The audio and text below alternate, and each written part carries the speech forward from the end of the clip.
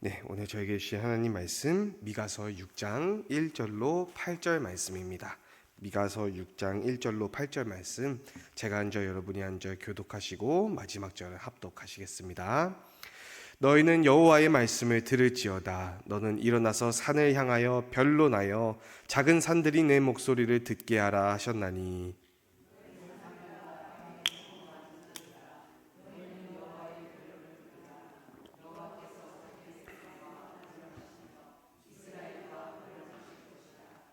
이르시기를 내 백성아, 내가 무엇을 내게 행하였으며 무슨 일로 너를 괴롭게 하였느냐? 너는 내게 증언하라.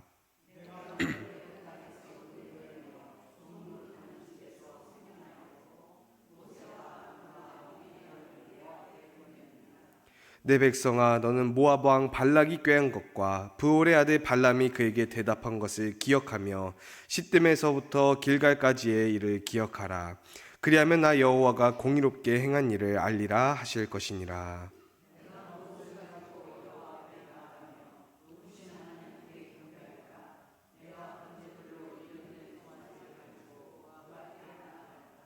여호와께서 천천의 순양이나 만만의 강물 같은 기름을 기뻐하실까?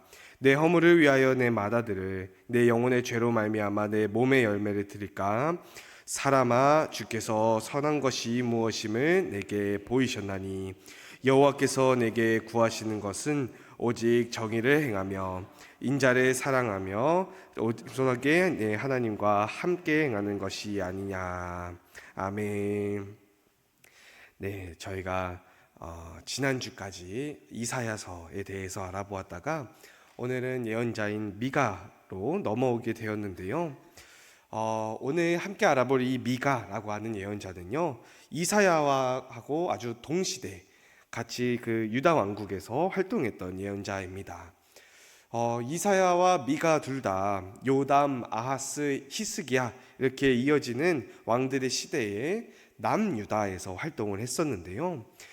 근데 이 두 예언서에 좀 중요한 차이점이 있는데, 바로 저희가 보통 이사야서를 이야기하기를 대선지서라고 부르고, 미가서도 다른 여러 선지자들을 엮어가지고 소선지서라고 부르는 좀 차이점이 있습니다.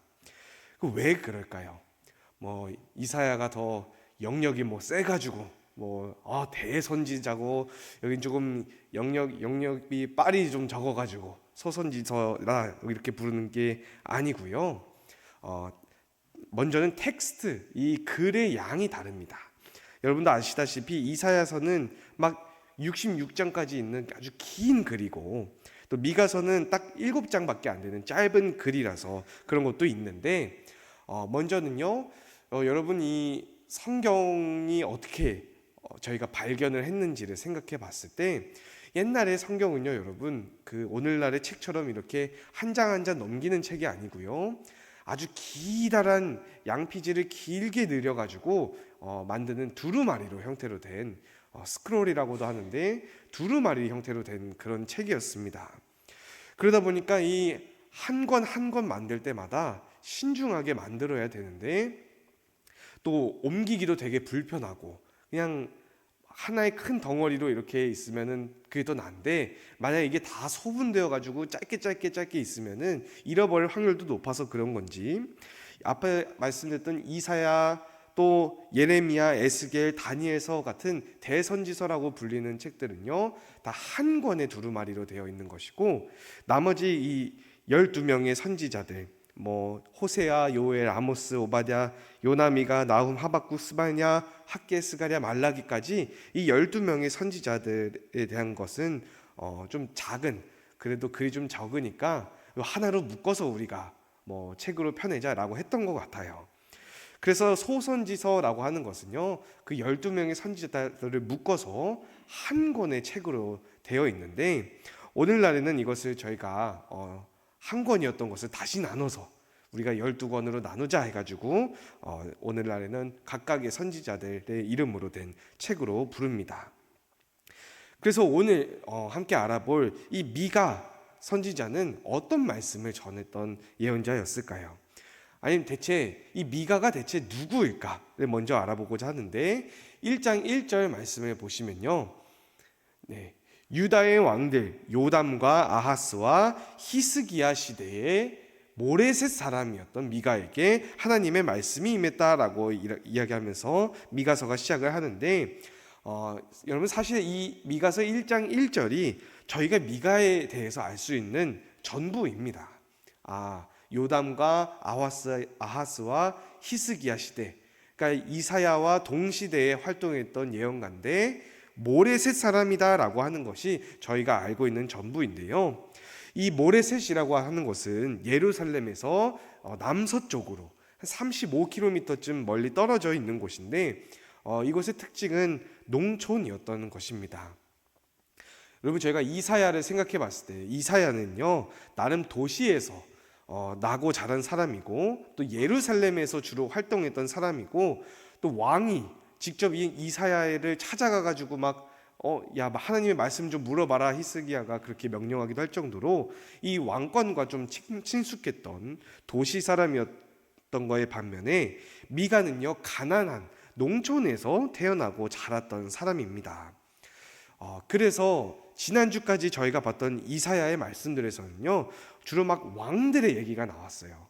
왕들이 부덕하고 불순종하고 하나님을 믿지 않고 이방신들을 믿었다던가, 아니면은 하나님을 믿지 않고 외국 이집트를 의존해서 그런 외교적인 정책을 잘못 펴고 있는 하나님을 빼뜨린 나라의 왕권들에 대해서 비판하는 것에 초점이 맞춰져 있었는데, 미가서의 말씀에서는요, 왕들이 잘 등장하지 않고요, 우상 숭배가 잘 등장하지 않습니다. 대신에 가난한 사람들과 힘없는 농촌의 백성들을 괴롭히는 지주들과, 그리고 이것을 방관하고 동참하는 지도자들의 부덕함에 대해서 이야기가 자주 등장하는데요. 2장 2절 말씀을 보시면은 밭들을 탐하여 빼앗고 집들을 탐하여 차지하고 사람과 그의 집과 산업들을 강탈하는 일이 있었다라고 이야기하고요. 9절 말씀에는 내 백성의 부녀들을 집에서 쫓아내고 자녀에게서 영광을 빼앗는다라고 이야기를 합니다. 이처럼 미가서의 말씀의 주된 내용은요, 유다 왕국 내부에 연약한 백성들이 당하고 있는 부당함을 조명하고 부당한 것을 나타내고, 또 유다 왕국이 그냥 이사야처럼 왕들이 부덕해서 뭔가 그런 것뿐만 아니라 가난한 이들의 것을 빼앗고 탐하는 그런 부도덕한 사회 자체를 이야기하고 있습니다. 그래서 이사야처럼 왕들이 우상 숭배하는 것, 왕들이 이방 민족들을 의지하는 것, 그런 내용이 등장하는 것이 아니라 미가에게 가장 중요한 것은요, 당장 눈앞에 보이는, 당장 내 눈앞에 백성들의 삶이 착취당하고 빼앗기는 그런 부정부패가 시급한 문제로 다가왔습니다. 7장 3절 말씀을 보시면은 두 손으로 악을 부지런히 행한다라고 하면서요, 지도자와 재판관이 뇌물을 구하고 권세자는 욕심을 말하며 서로 결합해서 어떻게 더 우리의 부를 불리고 저 사람들을 착취할 수 있을까라고 고민하는 사람들에 대해서 이야기를 합니다. 그래서인지 이사야 선지자에 대해서 저희가 알아보았을 때는요, 하나님을 찾고 하나님을 믿고 신뢰하라 라고 하는 그런 메시지를 주로 전했다고 한다면은, 오히려 미가서에서는 하나님을 찾는데, 하나님을 믿기는 믿는데, 믿기는 믿어도 악한 모습이 가득한 그 상태로 믿으면 하나님이 응답하지 않을 것이다 라는 그런 메시지를 전합니다. 미가서 3장 7절 말씀을 보시면은 하나님이 응답하지 아니하실 것이다. 선견자, 여기서는 선지자, 예언자라고 하지만은 그 히브리어로는 선지자가 거짓 선지자, 진짜 선지자를 구별하는 단어가 따로 없습니다. 그래서 여기서는 거짓 선지자가 부끄러워하고, 술객이 수치를 당하여서 다 입술을 가릴 것은 아무리 하나님을 찾고 믿는다고 해도 하나님이 응답하지 아니하실 것이다 라고 이야기하는 것입니다. 하나님을 믿긴 믿는데 찾기는 찾는데 밖에서는 실컷 악을 행하고 남의 것을 빼앗고 있으면서 하나님을 찾는 그런 목소리에 하나님이 응답하지 않으신다는 것이죠. 그래서 저희가 사실 오늘날에 저희가 생각해 봤을 때, 오늘 저희가 막 어떤 부당한 일을 당하고 누군가 내 물건을 막 뺏으려고 한다라고 할 때는 보통 저희는 어떻게 하죠? 바로 그냥 112에 경찰에 신고해가지고 하거나, 아니면은 뭐 소송을 걸거나 재판을 열거나 그렇게 하는 방식으로 저희가 이 부당한 일들에 대해서 해결을 하려고 하는데, 유대인들에게도요, 모세율법을 통해서 소송과 고발 그리고 재판의 제도가 있기는 있었습니다. 신명기 16장 18절을 보시면은 각 성에서 재판장과 지도자들을 뽑아가지고 그들로 하여금 공의로 정의로 백성을 재판할 것이다 라고 이야기를 하면서요, 신명기 21장 같은 경우에는 반항하는 자녀들에 대해서 성읍 장로들에게 재판을 맡게 하라 라는 내용이 나오는 것처럼, 각 성과 마을의 지도자, 재판관 혹은 성읍의 장로들이 이런 재판의 일을 담당했다라는 것을 알 수가 있습니다. 또 증인 제도도 있었습니다. 신명기 19장 15절 말씀해 보시면은 한 사람의 입으로만 하면은 이 사건을 제대로 판단할 수가 없으니까 꼭 두세 사람의 입으로 그 사건을 증언하고 확정하게 해라라고 이야기를 하면서, 중요한 것은요, 이 재판이 공정하게, 정의롭게, 공의로 이 재판이 마쳐질 것을 모세율법이 권고하고 있습니다. 그런데 아까 말씀드렸던 것처럼요, 미가서의 상황은요, 바로 그 공정하게 재판을 해야 할 바로 그 지도층과 부유한 사람들이 부정부패해지고 백성들 또한 부도덕한 상황이 갖고 있는 것이 문제라고 말씀을 드렸습니다. 그래서 3장 9절로 11절 말씀을 보시면은 야곱 족속의 우두머리들과 이스라엘 족속의 통치자들이 정의를 미워하고 정직한 것을 굽게 해서 우두머리들이 뇌물을 받아서 재판을 하고, 또 뇌물을 받아서 막 재판을 하고 있는데도 하나님에 향해서 말하기를, 하나님께서 우리 중에 계시니까 재앙이 우리한테 내리지 않을 거야 라고 이야기하는 상황이라는 것입니다. 아까 전에 말씀드렸던 신명기 모세율법에서는요, 공의로 재판할 것, 꼭 두세 사람의 증인을 꼭 세워서 더 정확하고 공정한 재판을 하라라고 모세율법이 정하고 있는데, 우두머리들은 뇌물을 받아서 재판하고, 선지자들도 돈 때문에 부패해서 좋은 말만 막 해주는 그런 거짓 선지자들이 생겨나고, 그런 상황이기 때문에 가난한 사람들은, 연약한 백성들은 공정한 재판을 받을 수도 없는 상황입니다. 이런 부정부패가 만연한 와중에도 하나님을 찾는 사람들이 말하기를 막 평화롭다, 하나님께서 우리와 함께 하시니 우리나라에 평화가 넘친다라고 이야기는 하지만은 정작 그 삶을 들여다봤을 때는요, 돈 때문에 사람을 살리고 죽이는 일들이 만연해 있었다라는 것이 미가서의 상황입니다. 그래서요, 저희가 이사야 선지자를 통해서 본 것처럼 하나님을 아예 안 찾고 우상과 이방 국가들을 의지하고 믿는 것도 분명히 문제지만은, 하나님을 찾고 있는데도 불구하고 하나님의 공의를 실천하지 않고 불공정한 그런 재판을 하고 있는 그런 사회 상황이 아주 심각한 문제였다라는 것입니다.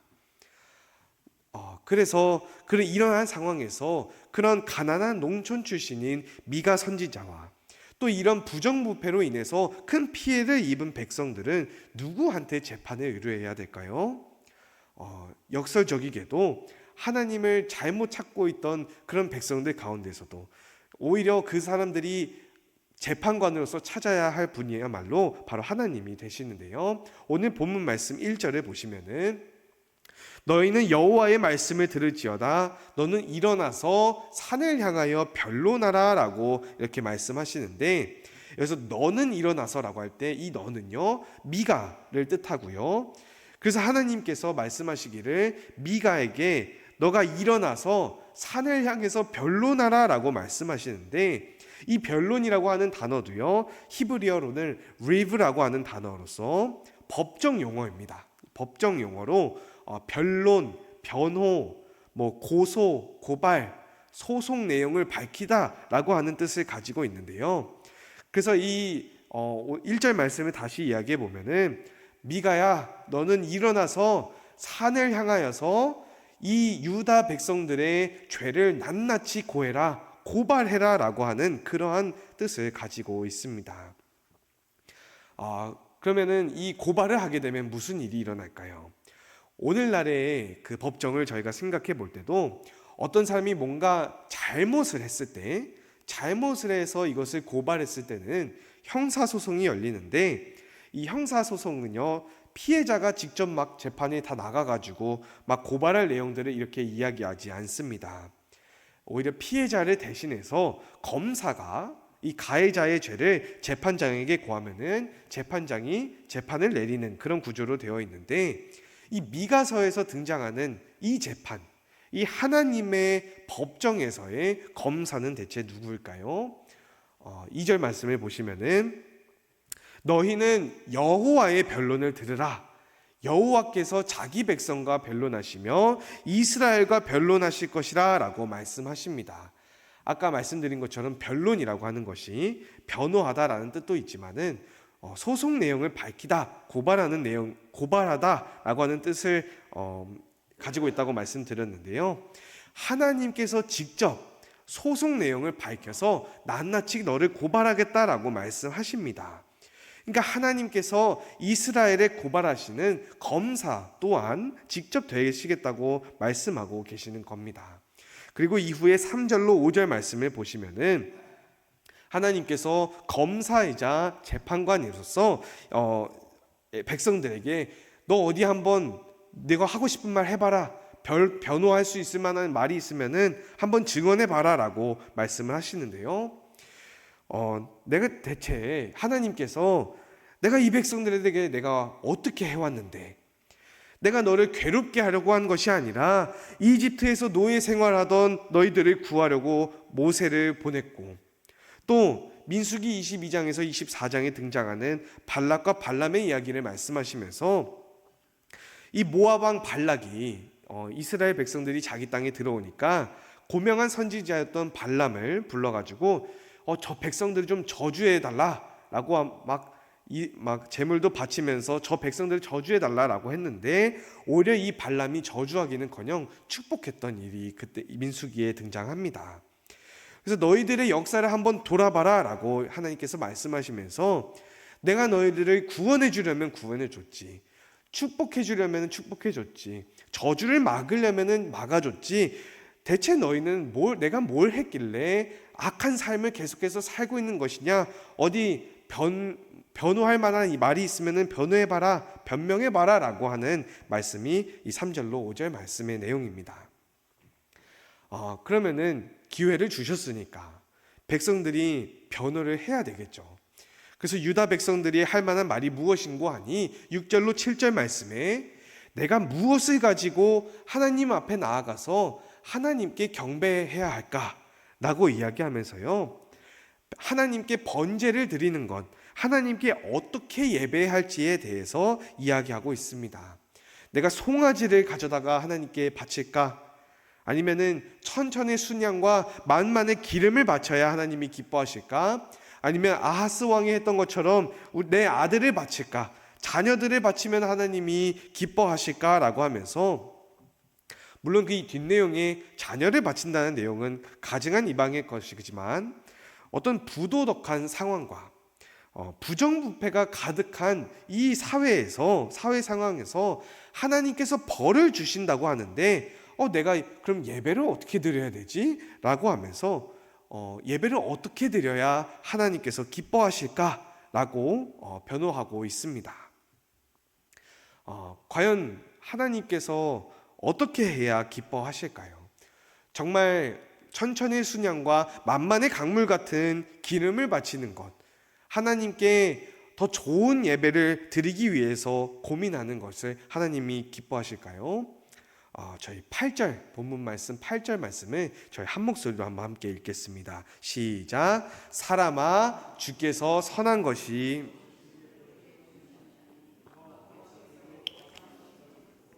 정의를 행하며 인자를 사랑하며 겸손하게 내 하나님과 행하는 것이 아니냐. 아멘. 이것이 미가서의 아주 큰 바로 핵심입니다. 하나님께서 진정으로 중요하게 생각하시는 건요, 막 겉으로 세련되고 잘 드려지는 예배, 아니면은 아주 큰 돈을 헌금하듯이 천천의 수냥과 만만의 기름을 쏟아내는 그런 제사와 예배가 아니라 하나님의 정의를 행하고 인자, 인애, 선량함을 사랑하고 겸손하게 하나님과 행하는 것이야말로 하나님께서 기뻐하시는 일이다라고 이야기를 합니다. 여기서 저희가 하나님과 함께라고 하는 단어, 이 말을 볼 때 제가 임마누엘의 하나님, 저희가 봤었던 이사야서의 임마누엘의 하나님을 떠올리게 되는데요. 저희가 임마누엘이라고 하는 단어를 한번 분석을 해보면요, 히브리어로 분석을 해보면 임이라고 하는 단어는 무엇과 함께라고 하는 뜻이고, 누라고 하는 말이 우리를 뜻하고요, 엘은 하나님을 뜻합니다. 그래서 임마누엘이라고 하게 되면은 하나님이 우리와 함께라고 하는 뜻을 가지게 되어서 저번에 제가 말씀드렸듯이 하나님이 우리와 함께 하시면은 아멘하지 못하는 이들을 아멘하지 못하게 하시고, 또 아멘하는 이들로 하여금 아멘하게 하시는 하나님이시다라고 저희가 알아보았었는데요.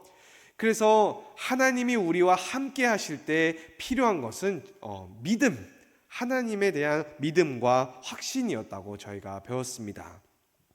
그런데 오늘 저희가 이 미가서 말씀에 등장하는 내 하나님과 함께 행하는 것을 저희가 히브리어로 보면요, 임 엘로헤이카, 행한다라고 하는 동사는 레켓이라고 따로 있지만 너의 하나님과 함께라고 하는 단어를 임 엘로헤이카라고 하는데요, 아까 말씀드렸던 것처럼 임은 뭐뭐과 함께고, 엘로힘은 하나님, 그리고 에카는 너희라고 해서 너의 하나님과 함께라고 하는 뜻으로 나타나게 됩니다.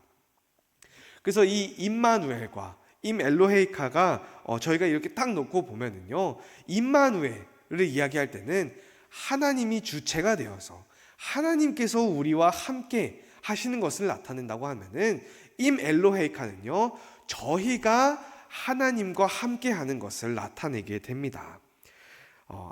임마누엘은 하나님이 우리와 함께라면 임 엘로헤이카는 저희가 직접 하나님과 함께하는 뜻을 가지고 있어서 이것은 하나님과 동행한다는 뜻이고, 이것은 믿음보다는 저희가 행함으로 나타내는 것입니다. 그래서 저희가 저번에 보았던 임마누엘의 하나님에 대해서 배웠을 때는요, 하나님이 우리와 함께 하실 때는 아멘으로, 믿음으로 나아가야 하고, 그에 따라서 하나님께서도 저희에게 아멘으로 화답해 주신다고 하셨지만, 정작 하나님께 아멘 아멘 믿습니다라고 말은 그렇게 하면서 남의 것을 빼앗고 도둑질하고 부패한 모습으로 살아가는 백성들, 그냥 더 좋은 번제물로 더 비싸고 돈 많이 들여서 하는 예배를 드리면 좋은 줄 아는 백성은 하나님께서 고발하신다는 내용을 미가서가 전하고 있습니다.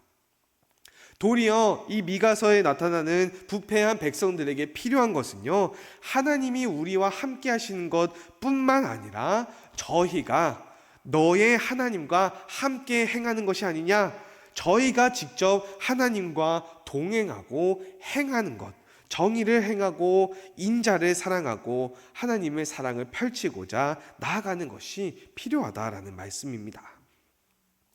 그래서 다른 말로 하면 하나님께서 우리와 함께 하셔서 끝나는 것이 아니라 저희가 하나님과 함께 하려고 나아가는 것이 필요하다라는 것입니다. 임마누엘의 하나님의 믿음과 임 엘로헤이카의 저희의 행함이 모두 필요하다는 것을 저희가 이사야와 미가 예언자의 말씀을 통해서 보고 있습니다. 예수님께서도요, 마태복음 7장 21절 말씀에 나더러 주여 주여 하는 자마다 천국에 들어가는 것이 아니라 내 아버지의 뜻대로 행하는 자라야 천국에 들어갈 수 있을 것이다 라고 말씀하시면서 믿음과 행함이 모두 있는 자만이 천국에 들어갈 것이다 라고 말씀하십니다. 그래서 오늘 본문 말씀 8절을 다시 한번 함께 읽어보면요, 함께 읽겠습니다. 시작. 사람아, 주께서 선한 것이 무엇임을 오직 정의를 행하며 인자를 사랑하며 겸손하게 내 하나님과 행하는 것이 아니냐. 아멘.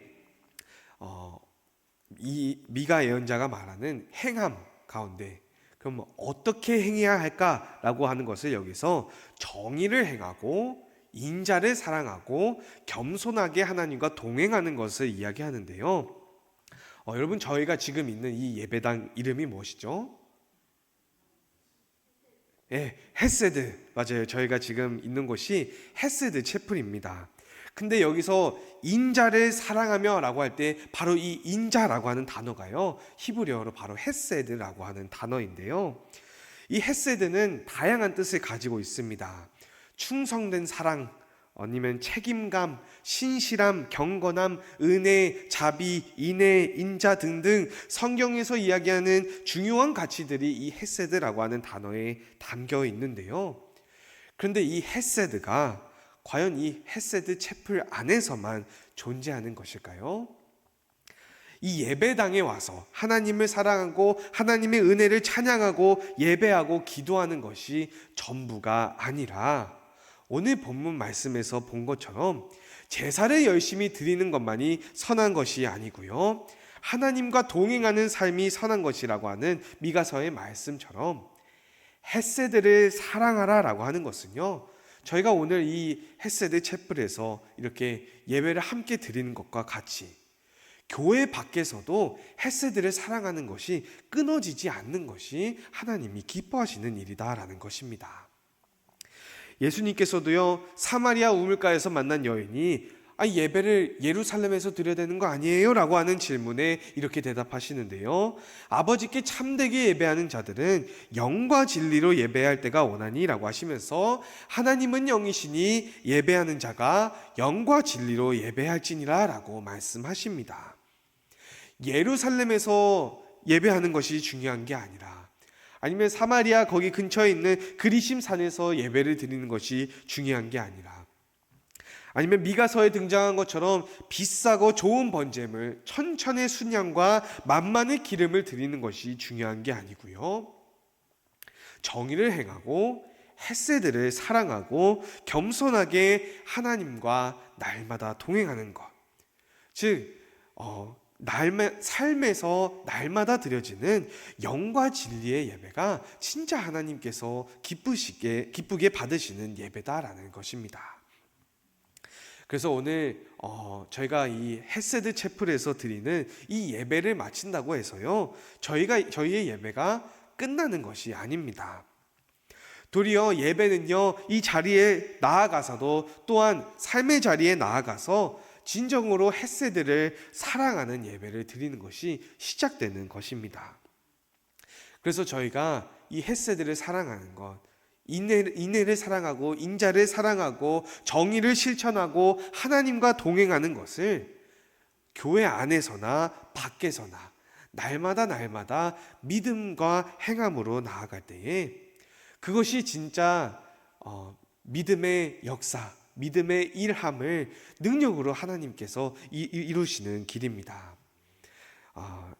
그래서 저희가 날마다 교회 안에서나 밖에서나 정의를 실천하고 인자를 사랑하며 하나님과 동행하며 나아갈 수 있는 여러분과 제가 될 수 있기를 주님의 이름으로 소망합니다. 기도하시겠습니다. 사랑이 많으신 하나님 아버지, 감사합니다. 저희를 이 헤세드 채플로 부르셔서 주님과 함께 기쁘게 찬양하며 말씀을 읽으며 기도하게 하시며 서로 간의 교제를 나누게 하신 주님 감사합니다. 사랑이 많으신 하나님, 저희가 미가 예언자가 이야기했던 것처럼 저희의 마음 가운데 하나님을 믿습니다, 아멘이라고 이야기하면서도 삶 가운데서 예배를 드리지 못하는, 진정한 삶의 예배를 드리지 못했는지 저희가 돌아봅니다. 사랑이 많으신 하나님, 주님께서 진정으로 기뻐하시는 것은 그저 천천의 순양과 만만의 기름을 드리는 것이 아니라 예루살렘에서 예배를 드릴까 아니면 다른 곳에서 예배를 드릴까라고 하는 것을 고민하는 것이 아니라 저희가 이 자리에서 하나님을 기쁘게 찬양하고 기도하며 예배 드림과 같이 삶의 자리에서도 종이 하나님의 정의를 실천하고 헷세대를 사랑하며 겸손하게 하나님과 동행하는 것인 줄 주님 저희가 믿습니다. 주님, 저희가 하나님께서 저희와 함께 하심과 같이 저희도 또한 날마다 주님과 함께하고자 애쓰는 저희들로 주님 저희 바로 세워 주시옵소서. 그렇게 날마다 믿음의 역사를 주님과 함께 능력으로 이뤄나갈 수 있는 저희 공동체가 되게 하여 주시옵소서. 감사드리며 이 모든 말씀 우리 구주 예수 그리스도의 이름 받들어 기도드리옵나이다. 아멘.